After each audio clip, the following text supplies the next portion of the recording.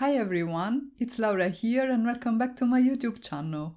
I created a very fun shutter card using stamps and dies by my favorite things, and I'm going to show you how you can create it too. The basic structure of this card is that of a gatefold card, and to create that I started from some craft cardstock. This is basil cardstock cut at 5.5 by 8.5 inches. And I'm going to create a score line at 2 1/8 inches. And if you had a large enough scoring board, you would add the second score line at 6 3/8 inches. But because this was folded and I didn't want to open it on my desk, I just flipped the paper and added another score line at 2 1/8 inches. And then I'm going to fold the paper along the scored lines and reinforce those folds with the help of my score tool. And this is the base of our gatefold card ready. Next, to create the shutter mechanism, I die cut these two pieces of vanilla cardstock using some dies by my favorite things. These are the shutter component Die-namics and were part of the April release. And they are really fun to use and super simple. This was actually my first time making a card with these dies, and it was very easy to figure it out. I did have to change a couple of things, but that was mostly my fault, and we'll come to that when the time comes. But what I'm doing now is I'm using some double-sided adhesive to glue down these elements to the inside portion of my gatefold card. I am aligning the flaps against the score lines on my gatefold card, and then I am closing down the sides so that the adhesive sticks to them. And in order to get the desired result, you want to make sure that the two shutter elements are also aligned with each other. And here I was just playing with the gatefold card a little bit, even if it's not ready yet, because we need to prepare a strip that we're going to adhere on top of our shutter elements. For that, I cut a strip of brown cardstock, and here is where I told you that I got things wrong, because I cut this at the wrong size. And as I said, it's entirely my fault, because in the product description for these dies on the MFT Stamps store, there is the exact measurements that you need to cut this strip to. I will also add them here on screen, but basically in my case the strip was too short and too large. And this is the sad moment when I realized that the measurements were wrong. But I didn't want to waste the paper, so I'm going to try and make it work. Actually, the fact that the panel was too short was not too much of an issue, but if you have it too wide, you're not going to be able to actually close your gatefold card, so it's a better idea to stick to the measurements that are given on the MFT Stamps website. I used the circular die in the shutter component Die-namics to die cut an opening on my brown cardstock strip, and I tried to align it as best as I could with the opening that will be created by our shutter components.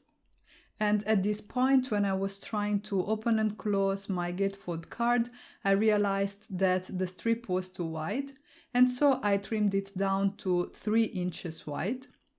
I double-checked that the mechanism would close without catching into the central strip, and then I moved on and started working on my images. These are part of the Happy Hedgehogs and the Fall Friends stamp sets by my favorite things, and I'm stamping them on Neenah Solar White 110 pounds cardstock with my favorite things Black Licorice hybrid ink. I stamped a lot of images and I ended up using just a small fraction of them, but as I say in many of my videos, I prefer to stamp and color ahead and then to have images for future projects rather than having to come back at a later stage and having to color more images to fill up my scene or my card anyway. But I'm not going to show you the coloring for all the images because first of all it would be a little bit of a long video if I did, and also I didn't actually color all of them because I soon realized that I was going to need just a few, so I colored what I needed and the rest I'm going to keep in the stamp packaging for a future project. For my coloring today, I am using my Spectrum Noir markers and I'm doing some simple 3 marker shading. I am adding my shadows as if the light source was in front of my characters. So I'm going to have the sides of the hedgehog, which are the ones that are rounded and sort of curve away from us, to being the darkest, whereas the central part of the hedgehog body will be the lightest. To give some texture to the spines of the hedgehog, I'm using some flicking motions, starting from near the body, moving outwards. And also in this case, I'm using 3 markers to create shading and the illusion of depth. While I colored the rest of the images, I wanted to talk to you a little bit about the hop that I am joining today and the giveaways too. As I said at the beginning of this video, this is part of the Hedgehog Hollow Hop. The video hop is sponsored by the Hedgehog Hollow store and they are offering some prizes to be won by the viewers of the channels that will participate in the hop. If you're not familiar with the Hedgehog Hollow shop, you can check it out. They have a monthly subscription kit. And this hop can be an opportunity for you guys to find new creators and new channels to follow and be inspired by. And if you are new to my channel and this is the first time here, hi and welcome. I am Laura and I hope you're enjoying this video and you will decide to stick around and support my channel by subscribing. And I hope you can be entertained and inspired by my other videos. Also, make sure to check the channels of the other creators that joined the hop.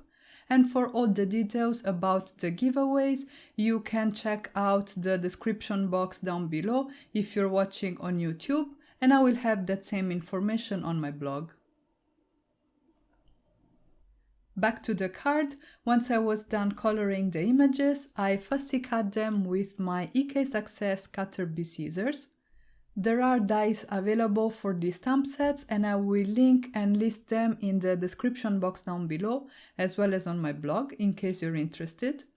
The images I prepared, I'm going to need some for the front of my card and some will be behind the shutter mechanism. And for those I am creating a very quick background by blending my Distress Oxides over a panel of Neenah Solar White cardstock.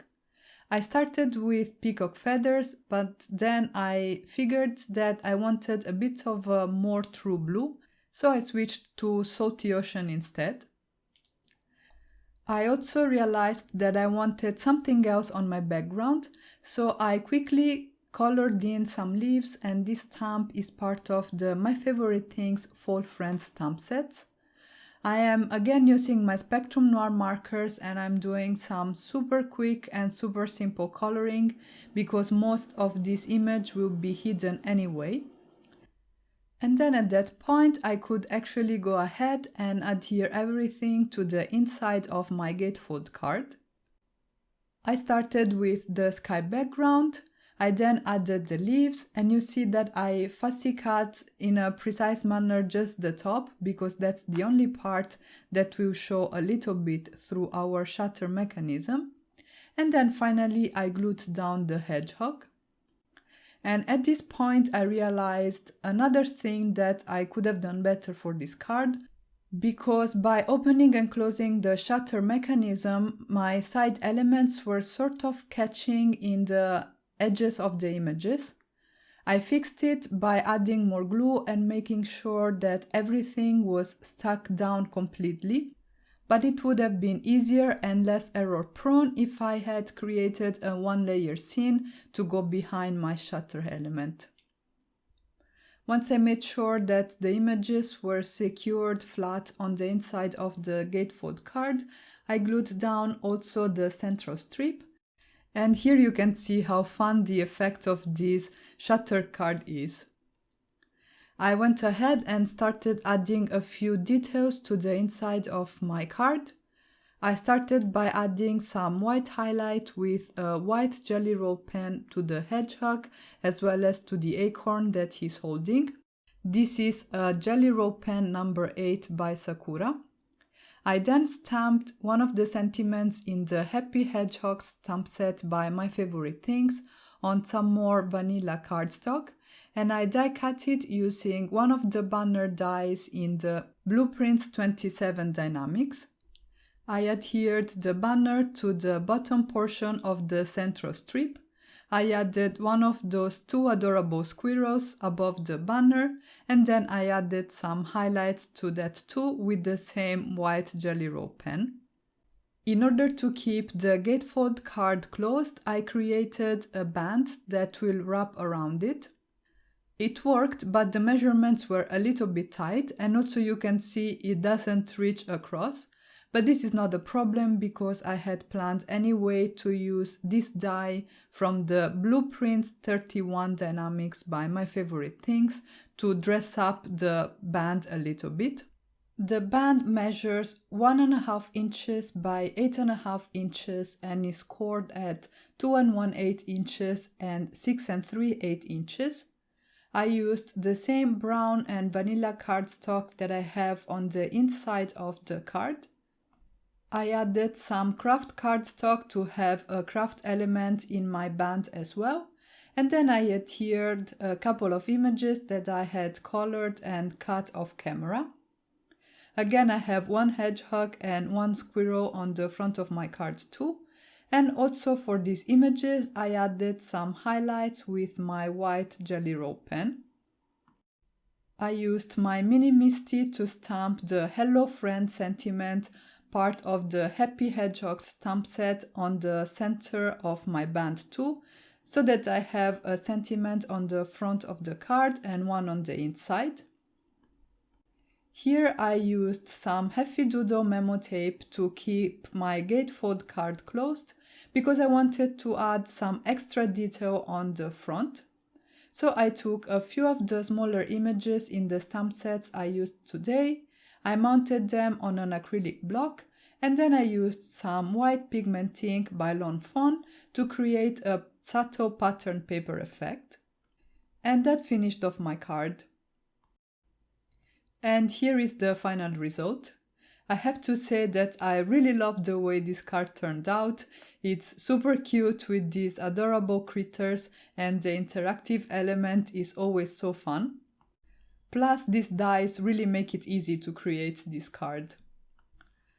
Again, I wanted to remind you to check out the info box down below for more information about the giveaway and the video hop, and also for a full list of supplies with links to the shop where you can get the products I used to create this card. If you did enjoy this video, please let me know in the comments below, give it a thumbs up and consider subscribing to my channel. And I'll catch you guys soon with the next one. Ciao!